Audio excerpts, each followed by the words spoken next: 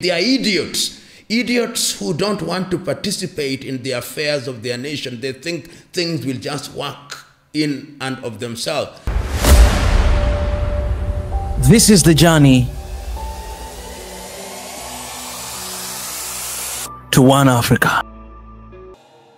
Throughout the ages, societies have changed because of the enthusiasm and the agitation of young people. That is the lesson of history. And if you ignore that, any society that ignores that truism is a society that is in danger, because young people are indeed the engine of every society. It is young people who have the energy and the vigor. It is young people who are the defenders of their societies. It is young people who provide the energy that is the driving force of the industries or even agriculture of the society. And if young people are made hopeless, then they become dangerous, because in their hopelessness, they want change. And when they see certain individuals or groups of individuals are standing in the way of the change that they desire, their only agenda will be to remove such people, in the hope that by removing them, then they'll create a new order and a new dispensation that will restore hope. That is why you cannot ignore young people. I remember in different societies, there have always been different statements about the value of young people, whether you are talking about Africa. In African traditional African societies, there were methods and systems of training youth to be responsible. In different societies, there are different ways of ensuring that young people are given the hope that when they become adults, then they will inherit societies that are going to sustain their own children, because life is intergenerational. Life is a relay race. And my message is, ignore young people at your own peril. If you ignore them, then they'll create disorder. And when they create disorder, then the society will be turned upside down. And if the society is turned upside down, then it takes generations to restore it. But if you listen to the well-meaning voices of young people, then you will change society in a positive way. And there is evidence in different societies across the world. It is dangerous to give a sweeping answer to the question of what happened in the United States of America, but what one can say is that the American society has its complexities. The access to guns is very easy in the United States, and they trace it to their history. And when you have young people who are dejected, young people who have resentment to society, then sometimes they can misuse weapons in the manner that we saw happened in the United States of America. The little evidence that we have tells us that this young man who was involved, is he called Crooks, who was involved in this attempted assassination, has a history of sorts, and we are not able from the armchairs that we sit on to really give an objective, comprehensive assessment of the circumstances, but it calls into question who should have access to guns. But that, of course, does not even begin to answer the question. I think what we can do for our purpose is to tell ourselves that if you allow access to guns and it's available to certain types of people, then you expose yourself to danger. But remember, there is nothing like perfect security anywhere in the world. We have seen over the years attempted assassinations or assassinations, and in many cases there have been young people who want to change society. Sometimes they are young people who believe they can change the society, and they want to eliminate people who they think stand in the way of such change. That is the best that one can do, but one must warn oneself that one is talking from a position of lack of all the evidence and all the information relating to that particular situation.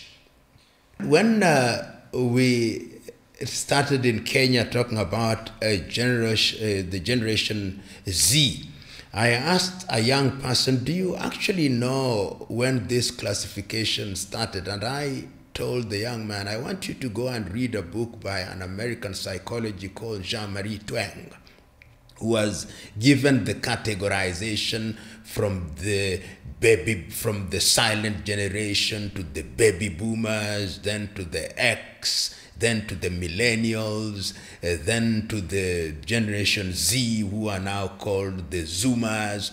And this is an attempt to understand societies. And the reality is, there was a time when, because information was controlled, when if you wanted any kind of information, the only source of information was a newspaper.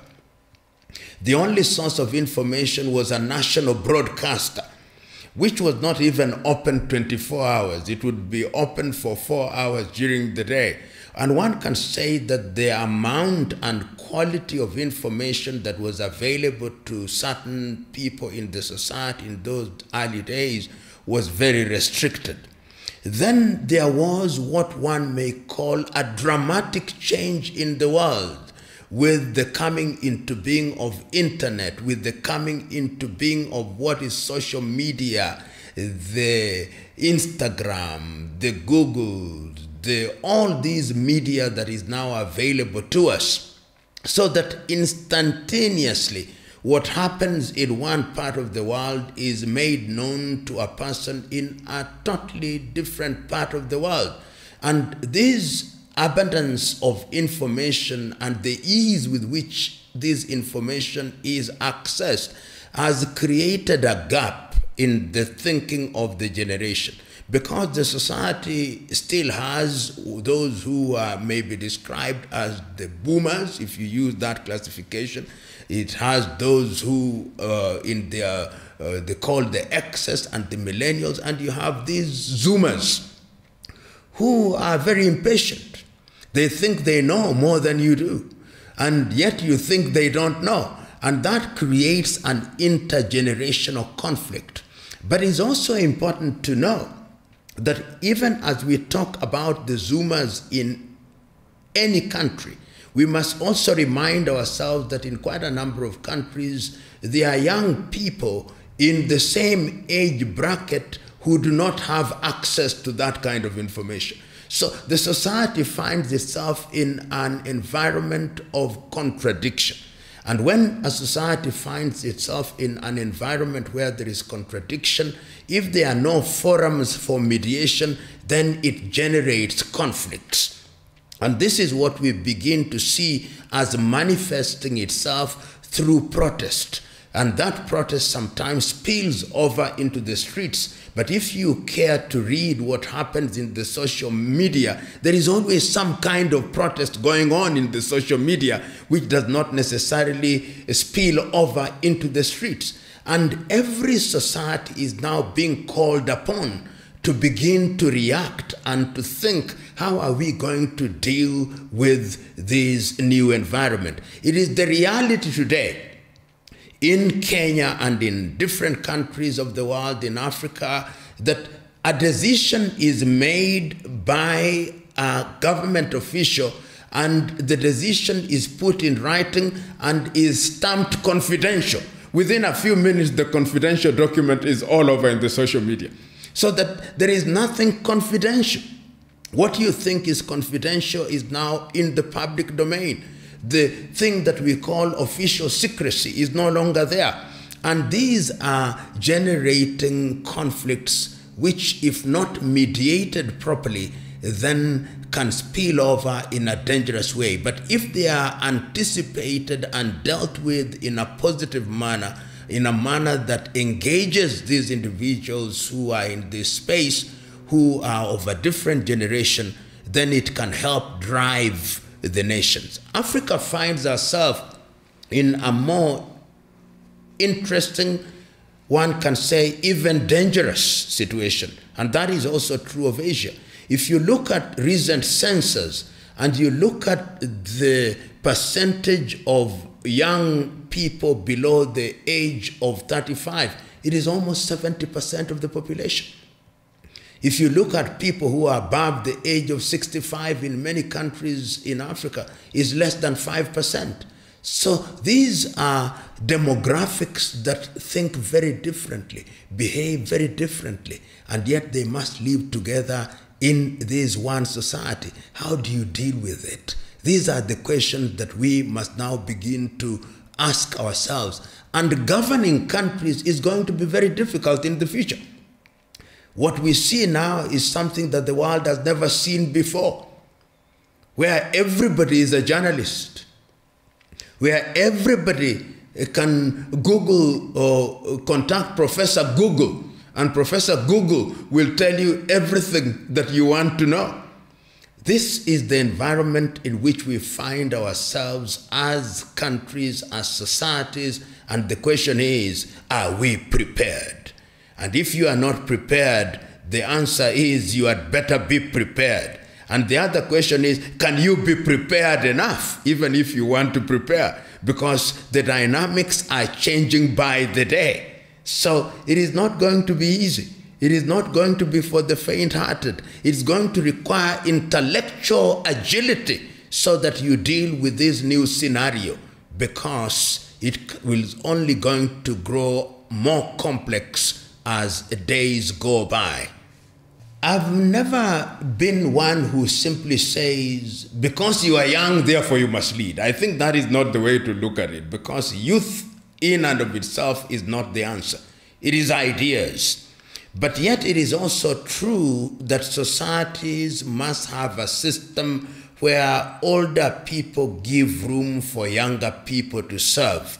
And what has been emerging in the areas that you've talked about in the Sahelian region, you are talking about countries such as Burkina Faso, Niger, Guinea, and even Chad to a certain extent, is that the ballot has disappointed the people. The ballot, it appears, has been rigged so that those who are in charge of the ballot have ensured that they are always able to get the result that they desire, and these results are always producing the same type of people, and this same type of people keep on doing things in the same way, and as long as they continue doing things in the same way, the quality of people's lives is never changing in the manner that is desirable. The societies become poorer and poorer. And the young men who emerge from the military are therefore saying, or are saying, that we are tired. We cannot continue to be governed in this way. And for that reason, we are intervening. We are intervening to disrupt this method, because we know that if we don't eliminate these individuals now, it will always be musical chairs. It will always be the same faces saying different things and taking charge of our affairs and misleading us. And the Sahelians are saying, the game is over. We are going to do things differently, and we are going to redefine who we relate with and how we relate with those people, and we are going to change the society so that our ideas are given the opportunity to blossom. The jury is still out as to whether that experiment is going to work. But the rhetoric as it is now is right. When I listen to Traore in Burkina Faso saying the right things, doing the right things, when I listen to the president of Niger, I hear him doing the right things, saying the right thing.